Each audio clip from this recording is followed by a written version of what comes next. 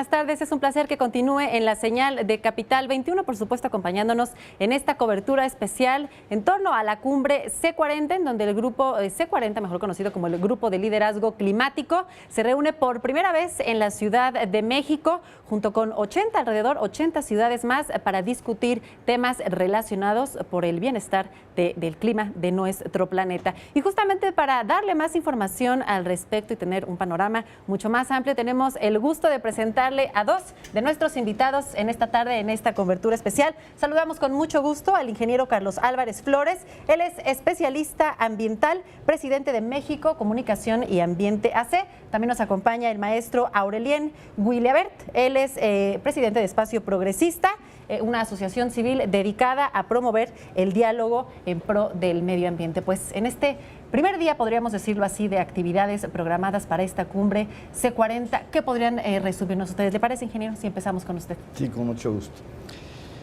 Es gratificante ver que finalmente las ciudades del mundo, donde se genera el 70% de los gases de efecto invernadero que están generando el calentamiento global, se reúnen en México.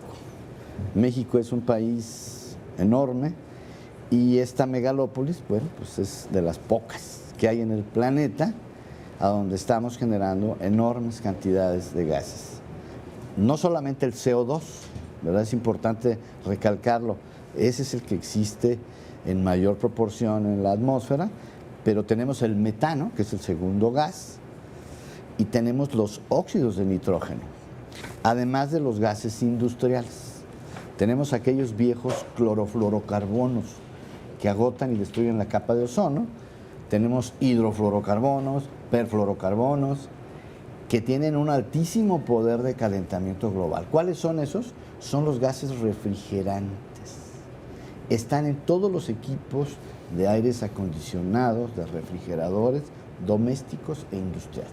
Que justamente es lo que platicaremos durante este tiempo de entrevista. Maestro Aurelien, ¿usted cómo podría resumir este primer día de actividades de la cumbre C40?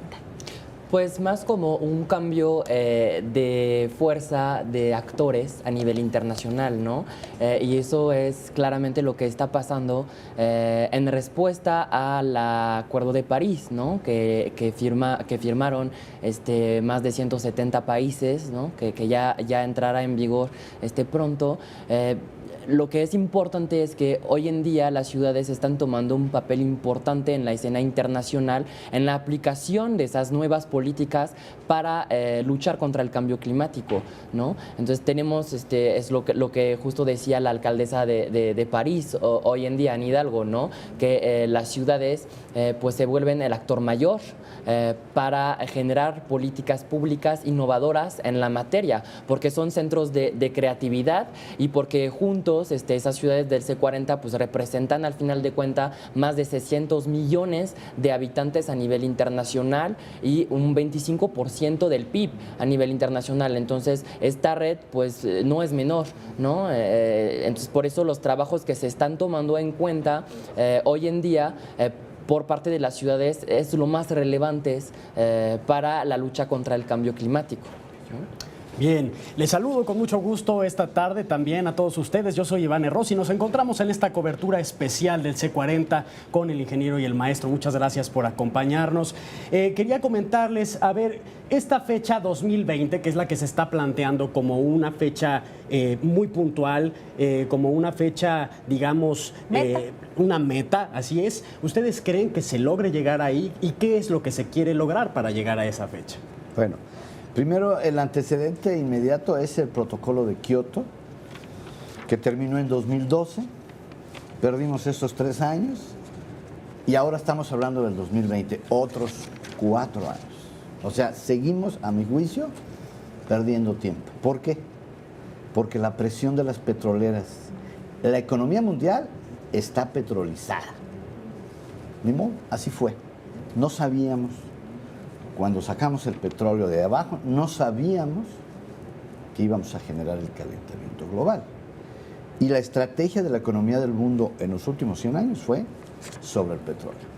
Sin embargo, a pesar de que ya las propias petroleras aunque Donald Trump diga que no existe el calentamiento global, sabemos que los intereses poderosos de las petroleras y de todas las industrias que genera el petróleo, que son muchísimas.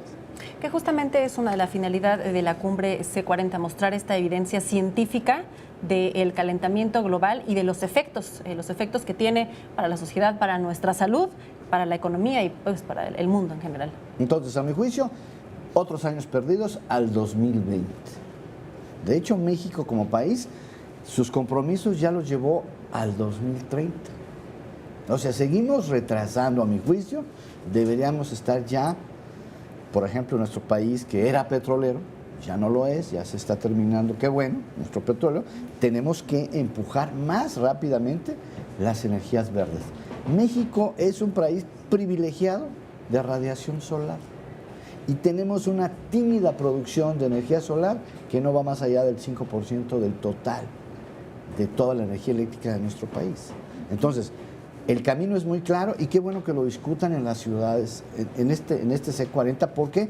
Porque el mayor consumo energético también está en las ciudades. O sea, tenemos que cambiar de esos combustibles fósiles que se tienen que ir necesariamente por las energías verdes. El aire y el sol es gratuito, está regalado por la naturaleza, pero las petroleras han detenido eso. Bueno, de hecho, el precio del petróleo hoy está bajo con esa intención.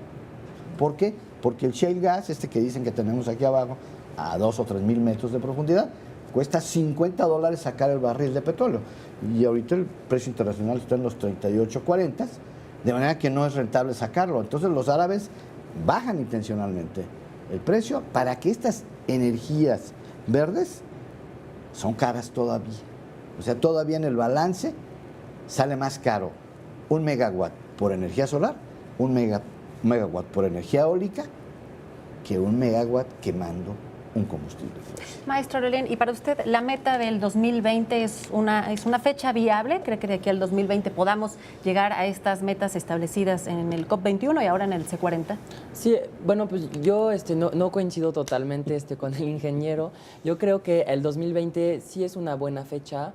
Y hay que platicar de dos cosas, ¿no? Primero es la meta que se están fijando pues las ciudades del C40, ¿no? Para llegar al 2020, que uno de esos retos es justamente promover una mutualización del financiamiento para promover acciones en pro del desarrollo sostenible, ¿no? Que entonces pues tenemos como hasta 2020 para generar un fondo que permitirá a las ciudades pues promover esas nuevas políticas, ¿no? Eso es la meta y una meta también en términos de reducción de emisiones que yo creo que sí está bien, porque 2020 tampoco es algo así de muy largo plazo, pero es como algo de mediano plazo, ¿no? Nos da tiempo de armar una política estratégica con base en acciones concretas que se van a poder medir y desarrollar y hacer como un corte al 2020, ¿no? Que, por ejemplo, yo no coincido con otros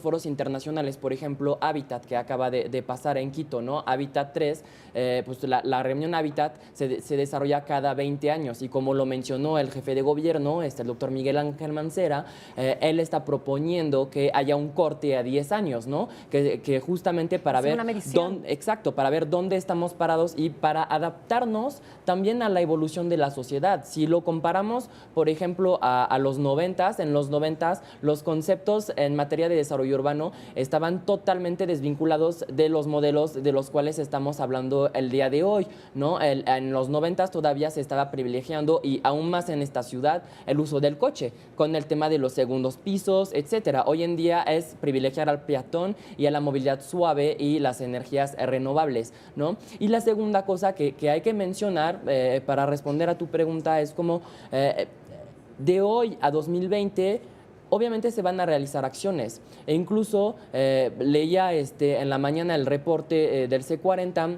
Y decían que desde 2014 se han emprendido en las ciudades más de 8.060 acciones en pro del desarrollo sostenible, que incluso por eso está hecho este foro, para generar como una red y un intercambio de mejores prácticas, para que cada ciudad pues pueda aprender uno del otro y ver qué política se puede adaptar en su contexto local.